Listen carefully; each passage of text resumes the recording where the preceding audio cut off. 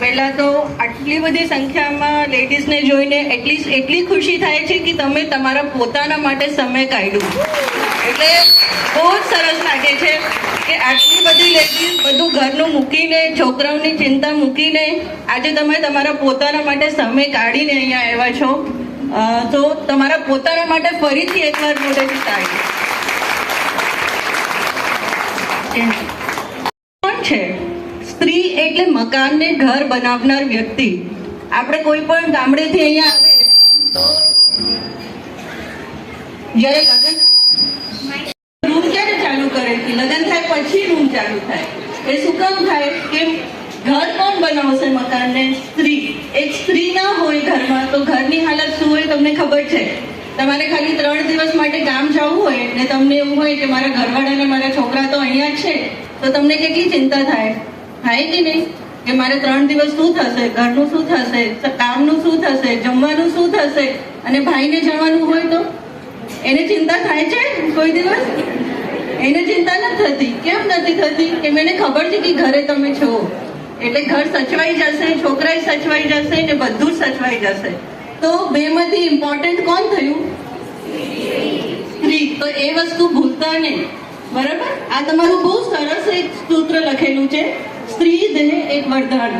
મેં પહેલા કાર્ડમાં વાંચ્યું ને ત્યારે મને બહુ જ સરસ લાગ્યું કે આ બહુ સરસ સૂત્ર છે, સ્ત્રી દેહ એક વરદાન. તો તમને આ વરદાન મળ્યું છે તો એની કાળજી રાખવાની જવાબદારી કોની? આપણી જ, બરાબર? કોઈ આપણી કેર નહીં કરે. આપણી આખી જિંદગી છોકરા અને ઘરવાળાના પાછળ જ નીકળી જાય છે. એક સફરજન સુધારશું તો છોકરાને આપી દઈશું, ઘરવાળાને આપી દઈશું, પછી છેલ્લી ચીજ વધશે તો એમાંથી લે બેટા તારે ખાવું છે તો તું ખાઈ લે, એટલે મારે તો ચાલશે હવે પાછળથી. પણ આજથી એવું કરવાનું બંધ કરી દેજો, બરાબર? કેમ? તમને સારું નહીં હોય, તમારું તંદુરસ્તી સારી નહીં હોય તો તમે ઘરને કઈ રીતે સાચવી શકશો? એ છોકરાને તમે આજે ખવડાવો છો પણ તમને સારું નહીં રહે તો કાલે તમે નહીં ખવડાવી શકો ને. તો એના માટે બી તમારા સ્વાસ્થ્યની કાળજી રાખવી તમારી જવાબદારી છે. Next. So it's time to love yourself. એટલે પોતાને પ્રેમ કરો. બીજાને પ્રેમ કરતા પહેલા પોતાની જાતને પ્રેમ કરો, પોતાને સાથે પેલું રાખો ને પોતાની કાળજી રાખો. એટલે આજે મેઇન એ જ છે, માતા, બહેન અને દીકરીના સ્વાસ્થ્યની રાખો કાળજી. આટલું કરશો ને તો આખું ઘરનું સ્વાસ્થ્ય સારું રહેશે. તમે સ્વસ્થ રહેશો તો બધા જ સારા રહેશે. તમે ખાટલા ઉપર આવશો તો આખું ઘર વિખાઈ જશે. એટલે પહેલી જવાબદારી તમારી પોતાની સ્વાસ્થ્યની કાળજી રાખવાની છે. નેક્સ્ટ. હવે આપણે થોડું ગાયનેક વિષય પર આવીએ. મારો ગાયનેક વિષય છે, બહુ લાંબુ હું નહીં લઉં, અને આ એક ડિસ્કશન છે એટલે તમારે બી વચ્ચે વચ્ચે મને કંઈ પૂછવું હોય, તમારો કોઈ પ્રશ્ન હોય, કંઈ ડાઉટ્સ હોય તો તમે મને વચ્ચે બી પૂછી શકો છો. આ હું કોઈ લેક્ચર બનાવીને નથી આવી, હું એમને જ બોલવાની છું. આપણે સ્ટાર્ટ કરીએ કિશોરાવસ્થાથી. તો તમને કંઈ ચેન્જ લાગે છે કે આપણે જ્યારે નાના હતા ત્યારે આપણે ટાઈમમાં કેટલા વર્ષની ઉંમરે બેસી જતા? 13, 14, 15, બરાબર? અને અત્યારે શું થાય છે? અત્યારે 10 વર્ષ, 11 વર્ષે તમારી છોકરી ટાઈમમાં બેસી જશે, બરાબર? એટલે માની પહેલી જવાબદારી શું આવે કે તમારા છોકરીને તમારે નાની હોય 8-9 વર્ષની થાય ત્યારથી તમારે એ વિશે એને સમજાવી દેવાનું. પછી છોકરી ફર્સ્ટ ટાઈમ સ્કૂલમાં જઈને થાય અને પહેલી વાર એ ગભરાઈ જાય એવું ન થવું જોઈએ. કે પહેલી વારથી જે મનમાં બીક બેસી જાય ને એ પછી એના મનમાંથી નીકળે નહીં, અને પછી એને આજુબાજુની એની ફ્રેન્ડ્સ બીજું કંઈ કહેશે, કોઈ બીજું કંઈ એને છોકરા કોઈ એવું એની હસી ઉડાવશે તો એનાથી એના મનમાં એક ગભરાટ પેદા થઈ જાય. એટલે જરૂરી છે કે તમારે તમારી છોકરીને 8 થી 9 વર્ષની થાય એટલે તમારે એને એના વિશે સરખી રીતે સમજાવી દેવાનું. અને સમજાવી દેવાનું એટલે કઈ રીતે? અમારા પાસે અમુક પેશન્ટ્સ થાય ને તો છોકરીનું વાત કરે ને તો કેવી વાત કરે કે બેન આ જ્યારથી પ્રોબ્લેમમાં થાય છે ને, એટલે વર્ડ જ એવું બોલે પ્રોબ્લેમમાં થાય છે. એટલે મારે પૂછવું પડે કે પ્રોબ્લેમમાં થાય છે એટલે કે ભાઈ ટાઈમમાં થાય એમ. તો હવે તમે તમારી છોકરીને એ વસ્તુને પ્રોબ્લેમ તરીકે જ ડિપિક્ટ કરશો કે પ્રોબ્લેમમાં થાય તો એ છોકરીના મનમાં તો બીક જ બેસવાની છે ને. પાછું તમે એને એમ કહેશો આ વસ્તુને અડધી નહીં આ વસ્તુને તું અલગ રૂમમાં રહે છે, એ બધો જમાનો ગયો બેન હવે. હા, આ બધું ભૂલી જાઓ. એ બધું પહેલા હતું, પણ એ ખાલી પ્રોપર સાફ સફાઈ નહોતી એટલે હતું. હવે એમાં કોઈ જ બુરાઈ નથી. ટાઈમમાં થાય છે તો એમાં કોઈ બુરાઈ નથી કે આપણે એને રસોડામાં નહીં જવા દેવાનું, આપણે એનો પાણીનો ગ્લાસ નહીં અડવા દેવાનું. તમે એવી ટાઈમમાં ન થાય તો એ તકલીફ છે, ખબર છે ને બધાને.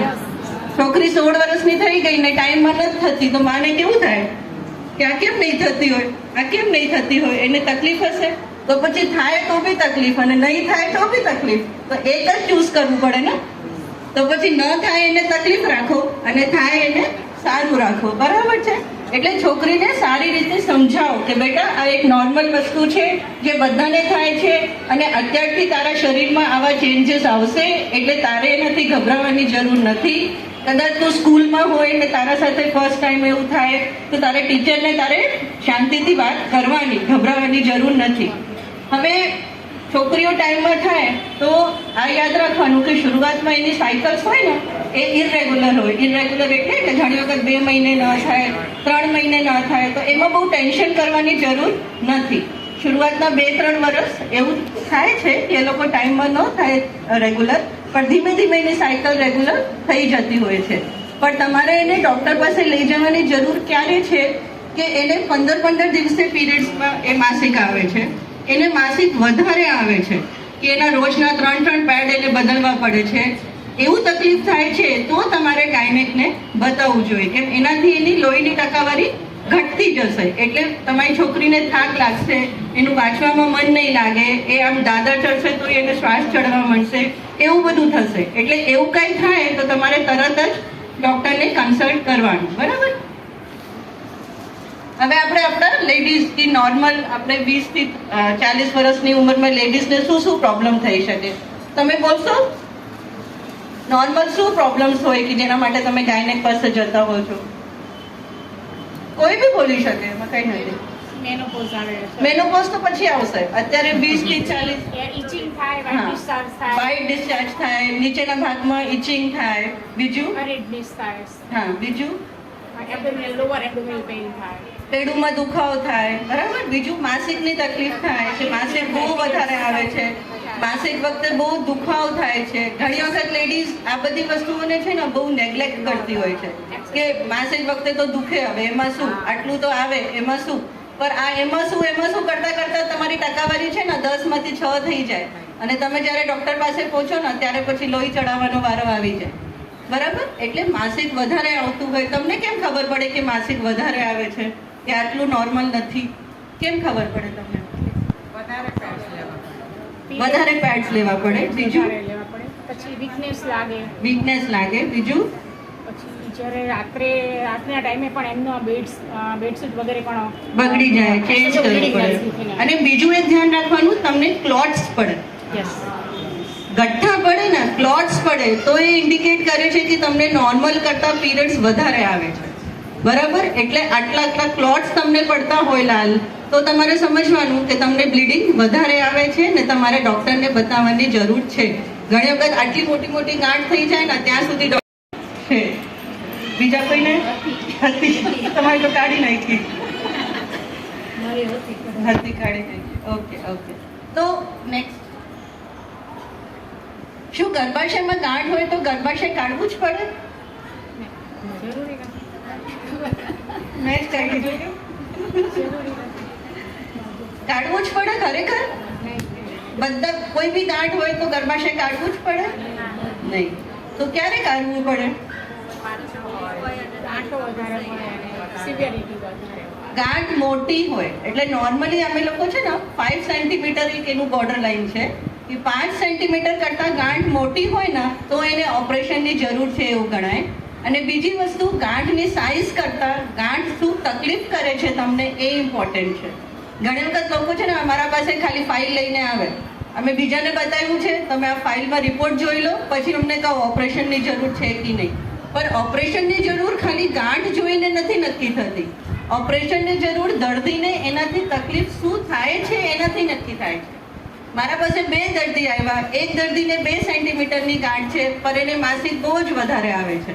એને બહુ જ માસિક વખતે દુખાવો થાય છે. ને બીજું દર્દી છે જેને 5 સેન્ટીમીટરની ગાંઠ છે પણ એને કોઈ જ તકલીફ નથી, બરાબર, એને ખબર જ નથી, એને સોનોગ્રાફી કરાવી તો એમાં ખાલી ગાંઠ આવી. તો હવે હું 5 સેન્ટીમીટર વાળીને ઓપરેશનની સલાહ નહીં આપું, પણ હું 2 સેન્ટીમીટર વાળીને આપીશ, બરાબર.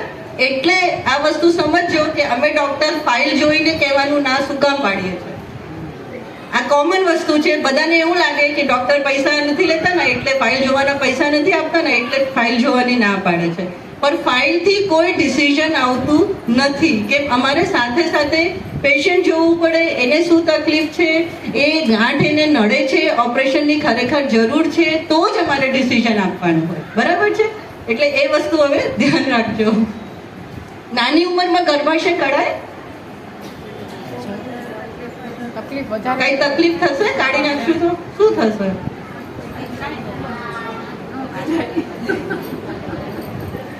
શું થશે? જો ગર્ભાશયમાંથી કોઈ, પહેલી વસ્તુ, ગર્ભાશયમાંથી કોઈ હોર્મોન બનતું નથી, બરાબર. જે હોર્મોન બને છે ને એ ગર્ભાશયના બાજુમાં 2 અંડાશય છે એમાંથી બને છે, બરાબર છે.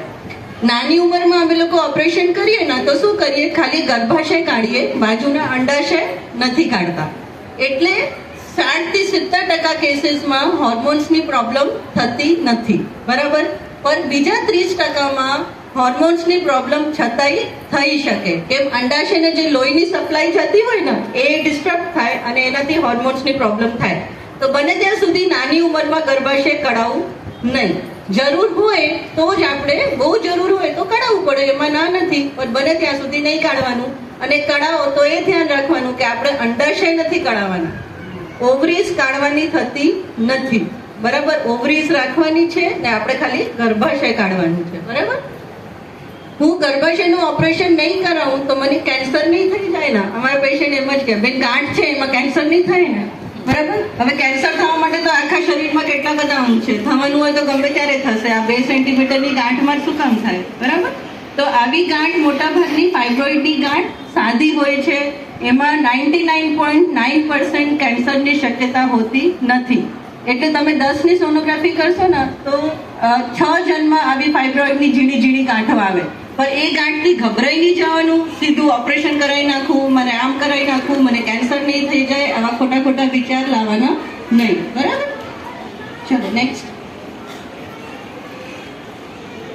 હવે મેં તમને કીધું મારી ઉંમર 38 વર્ષ છે, માસિક વધારે આવે છે, શું મારે ગર્ભાશય કઢાવવું જ પડશે? 38 વર્ષની ઉંમર છે કોઈની, એને તકલીફ છે કે માસિક બહુ વધારે આવે છે. હવે બાજુવાળા બેનને વાત કરી તો એને તો એમ જ કીધું બેન કોથળી કઢાઈ નાખ, હવે શું કામ છે તારે કોથળીનું? તો હવે કઢાવવું જ પડશે. શું કરવું પડશે? અમે આમ છે ને, અમે એવું છે કે અમારા ડોક્ટર કરતા બાજુવાળું બેનનું વધારે ચાલે. કે બાજુવાળા 2 જણ કહી દેશે ને તો એ અમારું નહીં માને કે ના મારા બાજુવાળા બેને એમ કીધું એટલે આમ જ થાય, એટલે પછી નહીં માને, એવું થાય છે. નેક્સ્ટ. હવે પહેલા આવું કોઈ બી મહિલાને માસિક વધારે આવતું હોય ને તો તમારે પહેલા એનું કારણ જાણવાની કોશિશ કરવાની કે શું કામ એને વધારે આવે છે, બરાબર. અમુક વસ્તુ એવી હોય જે દવાથી સારું થાય, અમુક વસ્તુ માટે ફરજિયાત ઓપરેશન જ કરવું પડે, અને અમુક વસ્તુ માટે વચ્ચેનો એક રસ્તો જે છેલ્લા 10 વર્ષથી આવ્યું છે એ છે LNG IUD. LNG IUD એક એવું સાધન છે કે જે અમે ગર્ભાશયમાં મૂકી દઈએ. એનાથી શું થાય? ગર્ભાશયની જે પડતમાંથી માસિક બને છે ને એ ગર્ભાશયની પડતને એ આછી કરી દે છે, એટલે તમને માસિક ધીમે ધીમે એકદમ ઓછું થતું જાય છે. એટલે 3-4 સેન્ટીમીટરની ગાંઠ હોય ને માસિક વધારે આવતું હોય તો અમે આ મૂકી દઈએ. 5 વર્ષ સુધી તમારા શરીરમાં ગર્ભાશયમાં રહે, ધીમે ધીમે રોજ એમાંથી દવા રિલીઝ થાય તો તમને માસિક કંટ્રોલ થઈ જાય, તો તમારે ઓપરેશન ન કરાવવું પડે. ને કદાચ કરાવવું પડે તોય તમારા બીજા 5 વર્ષ તો નીકળી ગયા ને, એટલું તમને ફાયદો થઈ ગયો કે નહીં, બરાબર. અને તમારે વર્ષે સોનોગ્રાફી કરાવી લેવાની, બરાબર. એટલે એક સાધન ગમે ડોક્ટર પાસે જાઓ ને માસિકની તકલીફ હોય તો આ મગજમાં રાખવાનું કે આ વચગાળાનો એક રસ્તો છે જેનાથી માસિક કંટ્રોલ થઈ જાય છે અને આપણે ઓપરેશનની જરૂર પડતી નથી, બરાબર.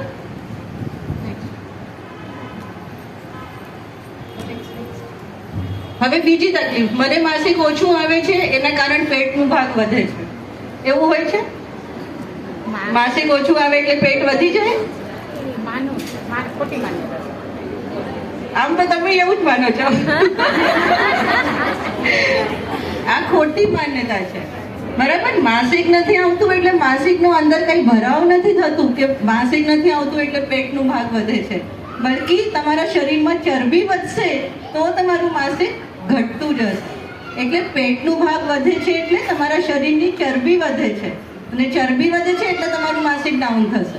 એટલે હંમેશા યાદ રાખજો કે માસિક ઓછું આવવાનું એક કારણ આપણી ચરબી છે. જેટલું તમારું વજન વધશે ને એટલું તમારું માસિક અનિયમિત થતું જશે. એટલે 2 મહિને 3 મહિને એવું આવશે અને માસિક ઓછું થતું જશે. એટલે ઓછું થાય તો પહેલા વજન ઘટાડજો. બરાબર. બીજા બી બહુ બધા કારણ હોય, જેમ કે મેં ચરબીની વાત કરી, પછી થાઇરોઇડની તકલીફ હોય તો બી માસિક ઓછું આવે. એટલે થાઇરોઇડની રિપોર્ટ કરાવી લેવાનું. બીજા અમુક 1-2 હોર્મોન્સ હોય એના રિપોર્ટ બી તમે ડોક્ટર પાસે જાઓ તો એ કરાવી દે. પણ એવું વિચારીને નહીં બેસવાનું કે માસિક નથી આવતું એટલે પેટ વધે છે. માસિક જેટલું બને છે એનો રસ્તો ખુલ્લો જ છે, એ બહાર જ આવશે. બરાબર, એ અંદર ભેગું થવાનું નથી. પણ પેટ વધે છે એટલે માસિક ઓછું બનશે. બરાબર. નેક્સ્ટ, હવે આપણે અમુક કેન્સરની વાત કરીએ. કોઈ મને ફિમેલમાં થતા 2 ઇમ્પોર્ટન્ટ કેન્સરનું નામ કહેશે? બ્રેસ્ટ અને સર્વાઇકલ. હવે એમાંથી કયો કેન્સર એવું છે કે જેનાથી આપણે બચી શકીએ? બ્રેસ્ટ કેન્સરથી બચી શકીએ. કઈ રીતે? એ તો અર્લી ડાયગ્નોસિસ થયું કે તમે વહેલું ડાયગ્નોસ કરી લો, પણ બચી કેમ શકો? થઈ તો ગયું, ઓપરેટ કરાવી દઈએ એ પાર્ટને. એ તો થઈ ગયું પછીની વાત ને, તો ઈલાજ છે. હું બચવાની વાત કરું. સર્વાઇકલ કેન્સર એક એવું કેન્સર છે, આખા શરીરમાં એક જ એવું કેન્સર છે કે જેનાથી તમે તમારી દીકરીઓને બી બચાવી શકો છો. એ શું કામ? સર્વાઇકલ કેન્સર એટલે શું? અહીંયાનું તો ગર્ભાશયના મુખનું કેન્સર એટલે સર્વાઇકલ કેન્સર. બરાબર. હવે નેક્સ્ટ, હવે એચપીવી નું નામ સાંભળ્યું છે? પેલા રીલ્સમાં બી આવતા હોય અમુક એચપીવી કરતા હોય છે. એચપીવી એટલે એક વાયરસ છે, હ્યુમન પેપિલોમા વાયરસ. એ ગર્ભાશયનું મુખનું કેન્સરનો એક કારણ છે. બરાબર છે. એ વાયરસનું ઇન્ફેક્શન થાય. નોર્મલી લગ્ન પછી આ વાયરસનું ઇન્ફેક્શન ઓલમોસ્ટ 50-60% થતું જ હોય છે. પણ મેક્સિમમ કેસીસમાં એ વાયરસ શરીરમાંથી જાતે 1 થી 2 વર્ષમાં જતું રહે છે. આપણને કેમ શરદી ઉધરસ થાય, આપણે કઈ વાયરલ થઈ ગયું, વાયરલ થઈ જાય તો શું થાય કે 3-4 દિવસ થાય એટલે વાયરલ મટી જાય. બરાબર. એવી રીતે આ વાયરસ બી શરીરમાંથી નીકળી જાય છે. બરાબર. પણ અમુક કેસીસમાં જેમાં એ વાયરસ આપણા શરીરમાં કન્ટિન્યુઅસલી રહી જાય તો એમાંથી એ ગર્ભાશયના મુખના કેન્સરમાં પરિવર્તિત થઈ શકે. બરાબર. નેક્સ્ટ, તો હવે સર્વાઇકલ કેન્સર થવાની શક્યતા કોને હોય છે? કોને વધારે ચાન્સીસ ગર્ભાશયના મુખના કેન્સર થવાનું? મેનોપોઝ પછી બ્લીડિંગ થતું હોય. ઓકે. ઇરેગ્યુલર બ્લીડિંગ થાય. એના સિમ્ટમ્સ છે કે તમને કેમ ખબર પડશે કે સર્વાઇકલ કેન્સર થયું છે? તો એમાં ગંદુ પાણી પડે, બાસ મારતું પાણી પડે, વ્હાઇટ ડિસ્ચાર્જ કહીએ ને આપણે, એટલે એ ગંદુ બાસ મારતું પાણી પડે. એના સાથે વચ્ચે બ્લીડિંગ આવે, એટલે થોડું દાગ પડે.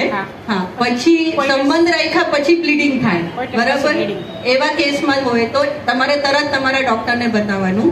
બીજું, આ કેન્સર થવાની શક્યતા કોને હોય? તો જેની અર્લી મેરેજ. ઘણા લોકો પહેલામાં કમ્યુનિટીઝમાં કે ગામડે પેલા છોકરી નાની હોય ત્યારથી લગ્ન કરી દે. બરાબર. અથવા મલ્ટિપલ પાર્ટનર્સ હોય, કોઈના HIV હોય, એવા બધા હોય, નીચેનું સાફ સફાઈનું ધ્યાન ના રાખતા હોય, તો આવામાં ઇન્ફેક્શન થવાની શક્યતા વધારે હોય છે. પ્રતિવર્ષ ભારતમાં ગર્ભાશયના મુખના કેન્સરથી 77,000 મહિલા મૃત્યુ પામે છે. એક વર્ષમાં 77,000 ખાલી ઇન્ડિયામાં. તમે વિચારો. બરાબર. એક્સપાયર થાય છે. વિશ્વમાં આ કેન્સરથી મૃત્યુ પામતી 4 મહિલાઓમાંથી 1 ભારતીય હોય છે. એટલે 25%. એટલે આપણા ઇન્ડિયામાં કેટલું રેટ છે એનું. બરાબર. બીજું, ભારતમાં ગર્ભાશયના કેન્સરથી દર 8 મિનિટે 1 મહિલાની મૃત્યુ થાય છે. એટલે કદાચ હું અત્યારે 30 મિનિટ બોલું તો તમે વિચારો કે એટલી વારમાં કેટલી મહિલાઓ જતી રહેશે. અને એ ખાલી ગર્ભાશયના મુખના કેન્સરથી. તો આપણે એને બચવાની જરૂર છે કે નહીં? છે ને. સરકાર પ્રોગ્રામિંગ ચલાવે છે. હવે એના માટે શું મેં તમને શું કીધું કે આ કેન્સર એવું છે કે જેનાથી આપણે બચી શકીએ છીએ. તો કઈ રીતે બચી શકીએ છીએ? સ્ક્રીનિંગ અને રસીકરણ. આ એક જ કેન્સર એવું છે કે જેના માટે ગર્ભાશયના કેન્સર ન થાય એના માટેની રસી આવી છે. બરાબર? એ રસી આપણે આપીએ તો ગર્ભાશયના કેન્સર થવાની શક્યતા એકદમ ઓછી થઈ જાય. બરાબર? હવે આમાં બે વસ્તુ દેખાય છે. નાની છોકરી છે એ કહે છે ગેટ વેક્સિનેટેડ, એટલે એને આપણે રસી આપવી પડે. અને આપણા જેવા લેડીઝ હોય તો એના માટે છે ગેટ સ્ક્રીન્ડ. સ્ક્રીન્ડ એટલે આપણે નોર્મલી કઈ તકલીફ ના હોય તો બી અમુક ટાઈમે આપણે એની તપાસ કરાવતું રહેવું પડે. બરાબર? એટલે આપણને એવું કઈ થાય તો બી વહેલું આપણને એની ખબર પડે. બરાબર? નેક્સ્ટ, એવરી 6 મંથ એ લોકોની સ્ક્રીનિંગ. હવે આ જે વેક્સિન હોય છે HPV વેક્સિન કરીને આવે છે. તમે ગૂગલ કરશો તમને બધું ખ્યાલ આવશે. HPV વેક્સિન આપણે ક્યારે આપવાની હોય? કોઈને ખ્યાલ છે? કોઈએ લીધી છે? આટલામાંથી કોઈ છોકરીને અપાવી છે પોતાની, કે કોઈએ લીધી છે? કઈ નહીં, આજે સમજી લેજો. અને મને ખુશી થશે કે આમાંથી જો 10% બી વેક્સિન લેશે તો મને એવું થશે કે આજે હું અહીંયા આવી તો એનો કાંઈ જ ફાયદો થયો તમને લોકોને. બરાબર? હવે આ રસી છે ને એનું મેક્સિમમ ઇફેક્ટ 9 થી 14 વર્ષની છોકરીઓમાં. 9 થી 14 એટલે તમારી છોકરી 9 થી 14 વર્ષની એજમાં હોય તો તમે એને તમારા ડોક્ટર પાસે બીજી રસી મુકાવતા હોય તો સાથે સાથે એને આ સર્વાઇકલ કેન્સરની રસીનું તમારે સામેથી તમારા ડોક્ટરને યાદ કરાવવાનું કે ભાઈ સાહેબ અમારે પહેલી રસી મુકાવી છે. બરાબર?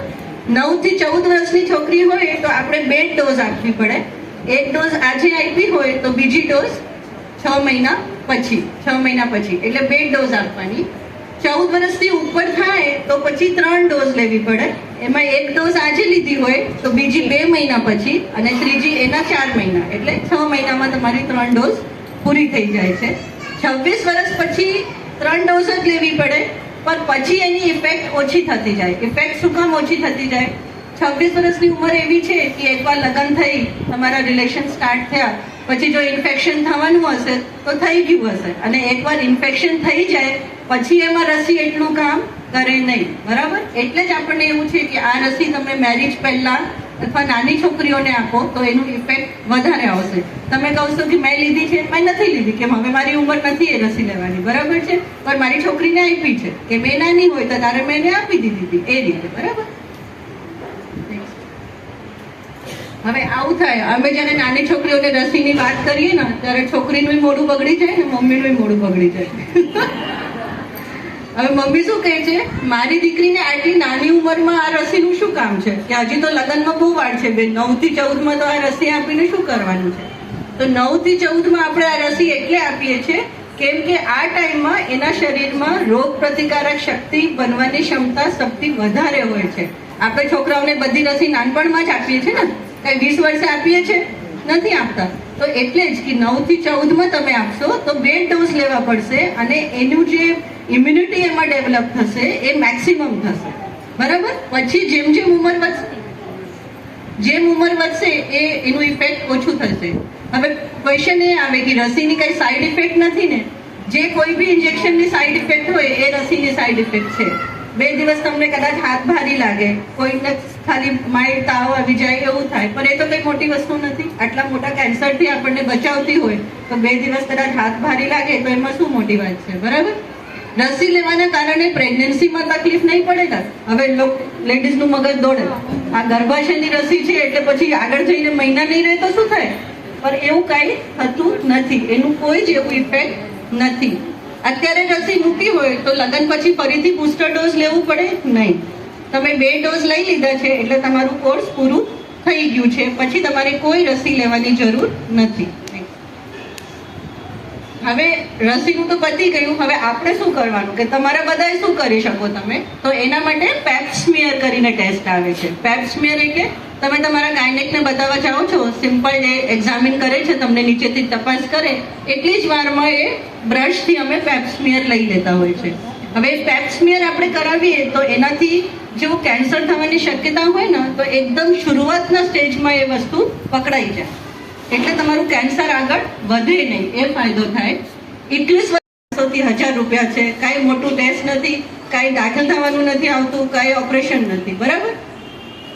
30 વર્ષ પછી તમારે દર 3 વર્ષે પેપ અને અથવા તો જો તમે એના સાથે બીજું બી અમે ટેસ્ટ કરીએ HPV વાયરસનું, જો તમે એ ટેસ્ટ સાથે કરાવો તો તમારે ખાલી 5 વર્ષે એકવાર કરાવવાનું. એટલું તો થાય ને આપણા માટે. 5 વર્ષે એકવાર ખાલી ગાયનેક પાસે જઈને આપણું એક ટેસ્ટ કરાવી લેવાનું કે પેપ પ્લસ HPV મારું કરી દો, એટલે 5 વર્ષે એકવાર થાય તો તમને ક્લિયર થઈ જાય કે ભાઈ તમને કેન્સર થવાની શક્યતા નથી. બરાબર. નેક્સ્ટ હવે આપણે આવીએ બ્રેસ્ટ કેન્સર. જેમ આપણે જોયું સર્વાઇકલ કેન્સર, એવી રીતે દર 4 મિનિટે ભારતમાં એક મહિલા બ્રેસ્ટ કેન્સરની ડાયગ્નોસિસ થાય છે. બરાબર. Next self breast examination. કોને કોને ખબર છે બ્રેસ્ટ કેન્સરથી જે વાત થઈ બચવા માટે? બરાબર. એ બહુ જ સારી વસ્તુ છે. દર મહિને તમારું પીરિયડ્સ આવી જાય એટલે પીરિયડ્સના 4થા-5મા દિવસે પીરિયડ્સ કમ્પ્લીટ થઈ જાય પછી તમારે જાતે તમારા જ હાથથી તમારા બ્રેસ્ટને આમ હાથથી ફરાઈને જોવાનું કે તમને કોઈ ગાંઠ જેવું નથી લાગતું, તમારું કઈ સ્કિનનું કલર ચેન્જ થઈ ગયું છે, તમારા નિપ્પલ અંદરની બાજુ ખેંચાતા હોય એવું લાગે, કાંઈ બી લાગે તો તમારા ડૉક્ટર પાસે જવાનું. પણ એક વસ્તુ ધ્યાન રાખવાનું, જાતે તપાસ કરો એટલે આમ દબાઈને નહીં જોવાનું. બરાબર. આજે આપણા આંગળા હોય ને આંગળા, એનાથી આમ કરીને, નહીં તો તમને આમ કરશો તો બધી જગ્યાએ ગાંઠ જ છે એવું લાગશે. બરાબર. એટલે એવું નહીં કરવાનું. હાથથી આમ ફરાવીને તમારે બધી બાજુ તમારી બ્રેસ્ટ જાતે ચેક કરવાની. બરાબર. નેક્સ્ટ દર 3 વર્ષે 20 વર્ષ પછી દર 3 વર્ષે ખાલી એકવાર તમારા ગાયનેક પાસે જઈને તમારું બ્રેસ્ટનું ચેકઅપ કરાવી લેવાનું. તમારે પોતે દર મહિને કરવાનું. 3 વર્ષે એકવાર તમારે ખાલી ડૉક્ટર પાસે ચેકઅપ કરાવી લેવાનું કે ભાઈ મારી બ્રેસ્ટમાં તમને કંઈ લાગતું નથી ને. એને જરૂર લાગશે તો એ સોનોગ્રાફી કે મેમોગ્રાફી કરાવશે, ને એને નોર્મલ લાગશે તો એ કાંઈ નહીં કરાવે. અને મેમોગ્રાફી ક્યારે કરાવવાની? મેમોગ્રાફી 40 વર્ષની ઉંમર પછી દર 3 વર્ષે. બરાબર. 40ની ઉંમર પછી દર 3 વર્ષે મેમોગ્રાફી કરાવો તો તમે બ્રેસ્ટ કેન્સરની કઈ શક્યતા હોય તો આ વહેલી ખબર પડી જાય. નેક્સ્ટ હવે ખાલી લાસ્ટ ટોપિક છે આપણું મેનોપોઝ, જે આપણે આગળ વાત થઈ કે મેનોપોઝ કોને કહેવાય? માસિક આવતું બંધ થઈ જાય. માસિક આવતું કેટલા મહિને માસિક ના આવે તો તમે કહો મેનોપોઝ? એની અલગ અલગ એજ હોય છે. કોઈને અર્લી સ્ટાર્ટ થાય તો 38 યર્સથી લઈને તે 52-55 યર્સ. હા, નહીં એ બરાબર છે. કેટલા ટાઈમ માટે માસિક બંધ થઈ જાય તો એને કહેવાય કે મને 6 મહિના માસિક નથી આવ્યું તો મેનોપોઝ આવી ગયું? યર્સ બરાબર છે. એટલે 12 મહિના સુધી માસિક બંધ રહે ને, એક સાથે 12 મહિના તમને માસિક ના આવે એટલે 1 વર્ષ માસિક બંધ થાય તો એને મેનોપોઝ કહેવાય. બરાબર છે. વચ્ચે તમને અર્લી મેનોપોઝની એવરેજ એજ જે કીધી કેટલી છે આપણે ઇન્ડિયામાં? એવરેજ એજ લગભગ કેટલા વર્ષે આવે મેનોપોઝ? 46.7 જેવું છે. બરાબર. હવે માસિક વહેલું જતું રહે તો 38 વર્ષે માસિક બંધ થઈ ગયું તો સારું ને, શાંતિ થઈ ગઈ. કેમ આપણે તો આમ પતી ગયું, શાંતિ પૂરું થઈ ગયું. પણ એ સારું કે ખરાબ? નહીં સારું. બરાબર. તમને 38 આપણું આ જે માસિક ચક્ર છે ને એ અમુક હોર્મોન્સના હિસાબે હોય. બરાબર. એટલે આપણા શરીરમાં ઇસ્ટ્રોજન હોર્મોન હોય ને એના હિસાબે આપણું માસિક આવતું હોય. હવે માસિક બંધ થાય એટલે ઇસ્ટ્રોજન હોર્મોન આપણું ડાઉન થઈ ગયું હોય, એનાથી આપણને લેડીઝમાં હાર્ટ એટેકની, આપણી બોન્સ, આપણા હાડકા પોચા થાય એ બધી શક્યતા વધી જાય. અત્યારે ન્યૂઝમાં કેટલું આવે, પેલા 30 વર્ષનો છોકરો એક્સપાયર થઈ ગયો, 35 વર્ષનો છોકરો એક્સપાયર થઈ ગયો. કોઈ લેડીઝની ન્યૂઝ આવે? વિચાર્યું છે ક્યારેક કે કેમ જેન્ટ્સમાં જ એવું થાય છે? યંગ એજમાં અત્યારે બહુ થાય છે ને કે બેઠો છોકરો કોમ્પ્યુટર પર કામ કરતો હતો, 26 વર્ષનો હતો, 30 વર્ષનો હતો અને જતો રહ્યો. તો લેડીઝમાં કેમ એવું નથી થતું? લેડીઝમાં ઇસ્ટ્રોજન જે હોર્મોન હોય, જે મેં કીધું કે આપણા અંડાશયમાંથી બને છે, એ લેડીઝને હાર્ટ ડિઝીઝથી પ્રોટેક્ટ કરે છે, આપણે હૃદયની તકલીફથી પ્રોટેક્ટ કરે છે. એટલે જ તમારા 38 વર્ષે માસિક જતું રહે તો તમારે બહુ ખુશ નહીં થવાનું. એ તમારા માટે તકલીફની વાત છે ને તમારે એના માટે બી તમારા ગાયનેકને બતાવવાનું અથવા જે મેનોપોઝનું પ્રેક્ટિસ કરતા હોય એને બતાવવાનું. તમારે એ ટાઈમે અમુક દવા અને બધું ચાલુ રાખવી પડે કે જે હોર્મોન તમારા બોડીમાં કુદરતી રીતે નથી બનતા એ તમે બહારથી અમે આપીએ તમને, એટલે તમારા શરીરમાં બીજા સાઈડ ઇફેક્ટ ન આવે. બરાબર. એટલે એ વસ્તુ હંમેશા ધ્યાન રાખવાની કે બહુ વહેલું માસિક જાય એ બહુ સારું નહીં. બરાબર. નેક્સ્ટ હવે મિનોપોઝમાં શું થાય? મારે તો લેડીઝ આવે તો બધું જ મિનોપોઝમાં જે થતું હોય બધું બેન મિનોપોઝ આવે છે. એટલે આમ થાય છે શું મિનોપોઝ? ચીડચીડીયો સ્વભાવ થઈ જાય. ચીડચીડીયો સ્વભાવ થાય, Irritable ઇરિટેબલ થાય. પછી વજન વધે, પછી બીજું? હાઈપર જલ્દી થઈ જાય. હા, એટલે ઇરિટેબલ થાક થાય, લાગે. થાક લાગે. બીજું ઇમોશનલ થઈ જાય, ક્યારેક રડવું આવી જાય, પછી હા રડવું આવી જાય. પછી નર્વસ લાગે એને પોતાને એવું. પછી હોટ ફ્લશેસ એક વસ્તુ છે. કોઈને એવું થાય છે આમ એસી ચાલે છે, બધાને સારું લાગે છે, પણ આપણને એકદમ એવું થાય કે 30 સેકન્ડ માટે એકદમ ગરમી થઈ ગઈ, આટલા ઉપરના ભાગમાં લાલ થઈ ગયું, પરસેવો વળી ગયું, અને પછી 2-3 મિનિટ જાય એટલે થોડુંક સારું લાગે કે ના હવે શાંતિ થઈ ગઈ. તો આ બી એક મિનોપોઝનો સિમ્પટમ છે, બરાબર? એને હોટ ફ્લશેસ કહીએ. એટલે આ હોટ ફ્લશેસ બી મિનોપોઝનો સિમ્પટમ છે. એટલે આવું બધું થતું હોય, તમને ઊંઘ ના આવતું હોય, રાત્રે 1-2 વાર આવું થાય એટલે ઊંઘ બગડે એટલે સ્વભાવ ચીડચીડીયો થાય, એટલે બીજા દિવસે ઘરના બધા ઉપર વારો પડી જાય. એટલે ઘરના લોકો બી ઇરિટેટ થાય પછી, બરાબર? આ વેટ વધે છે જો. અને આમાં પેલું કહે છે ને કે લેડીઝ કહેતી હોય મારું શરીર ફૂલે છે પણ મારામાં જાન નથી, બરાબર? કેમ? એનું મસલ જે હોય ને સ્નાયુ એ ઓછા થતા જાય અને ફેટ વધતું જાય, એટલે પછી જાન નથી હોતી. નેક્સ્ટ આ જો પેલા કેટલા મજાથી ફ્રૂટ ખવડાવે છે તો કેવા મસ્ત પેલા થયેલા છે, અને પછી જો ખાઈને કેવા થઈ ગયા. આપણે આવું થવું છે નહીં. ચલો હવે બોન્સ નું કહું ને, મિનોપોઝ આવે ને તો તમે ધ્યાન ના રાખો તો 5 થી 7 વર્ષમાં 50% તમારું બોન લોસ થઈ જાય. 50% તમારી બોન કમજોર પડી જાય 5 થી 7 વર્ષમાં મિનોપોઝનું. એટલે એ મિનોપોઝમાં તમારે એ બોન સારું રહે એના માટેની તૈયારી તમારે મિનોપોઝ આવે પહેલાથી કરવી પડે, બરાબર? મિનોપોઝ આવે પછી જાગો તો નહીં ચાલે, એ પહેલાથી જાગવું પડે આપણે, બરાબર? તો કઈ રીતે? જો આ લખ્યું છે કે એક્સરસાઇઝ રોજ 30 મિનિટ એક્સરસાઇઝ જરૂરી છે, બરાબર? પછી વહુ આવી ગઈ એટલે હવે મારે કઈ કામ નથી, હવે મજા કરવું છે, એવું નહીં, પણ તમારું શરીર બગડશે. વોકિંગ ને બધું એક્સરસાઇઝ બધું યોગ કરવાની, બરાબર? પછી સૂર્યપ્રકાશમાં 20 મિનિટ સવારે 11 થી બપોરે 2 ના વચ્ચે બેસવાનું, બરાબર?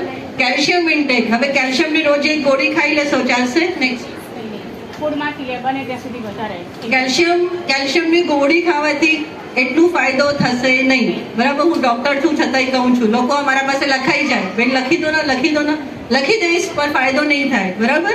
એના કરતાં તમે જાતે જે તમારું જમવાનું છે એમાં કેલ્શિયમ લેશો તો એનો ફાયદો વધારે થશે.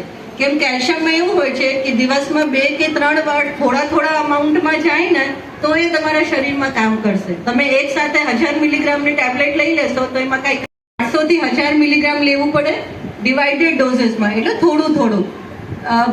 ભેંસનું દૂધ હોય ને એમાં તમારું કેલ્શિયમ વધારે હોય. આમ ગાયનું દૂધ સારું પ્રોટીન ને બધા માટે, પણ કેલ્શિયમ માટે ભેંસનું દૂધમાં કેલ્શિયમ વધારે છે. પછી પનીર ખાવાની ટેવ રાખવાની. પછી આપણે જે જ્વાર બાજરા ખાતા હોય એ સારું, અને રાગીમાં સૌથી વધારે કેલ્શિયમ હોય, એટલે રાગી ખાઈ શકતા હોય તો એ ખાવાના. આપણા મખાના આવે, બરાબર? મખાનામાં બહુ કેલ્શિયમ હોય એટલે એ ખાવાના, એટલે એનું ધ્યાન રાખવાનું. પછી આપણે રાજમા, કાળા ચણા, બરાબર? રાજમા ચણા એ બધું આપણા ગુજરાતમાં છે ને કઠોળ બહુ ઓછું ખાય છે. દાળ ખાય પેલી પતલી, એમાં કાંઈ ના હોય, પાણી, બરાબર? પણ એની જગ્યા રોજ પેલું કઠોળ બનાવવાની ટેવ પાડો. હા, એક રોજનું મગ, ચણા, ચોરી, સોયાબીન કાંઈ બી એક કઠોળ પર તમારા ફૂડમાં હેબિટ પાડી દો, બરાબર? એટલે એ બધી વસ્તુ તમે ખાશો તો સારું રહેશે. એટલે સંતુલિત આહાર, સવારનો નાસ્તો પ્રોપર, ફળ શાકભાજી રોજ ખાવાનું, કઠોળ, રાગી, જ્વાર, અળસી ખાવાની, મેનોપોઝ માટે બહુ સારું. અળસી, કાચી અળસી તમે પાવડર બનાવીને મૂકી દો અને તમે તમારા સલાડમાં, દહીંમાં, છાશમાં, શાકમાં મિક્સ કરીને ખાઈ જાઓ, બરાબર? અળસી ખાવાની, વરિયાળી, મેથી અને 8 થી 10 ગ્લાસ પાણી રોજનું. અને સોયાબીન બહુ સારું મેનોપોઝ માટે, બરાબર? સોયાબીન પલાળીને નેક્સ્ટ ડે તમે બાફીને કે જેમ ખાવું હોય ખાઈ શકો છો. શેકેલા સોયાબીન ચાલે. તો તમે જે પડથી તમારા પોતાના માટે જીવવાનું નક્કી કરો છો ત્યારથી જીવન સુંદર બનવાની શરૂઆત થાય છે.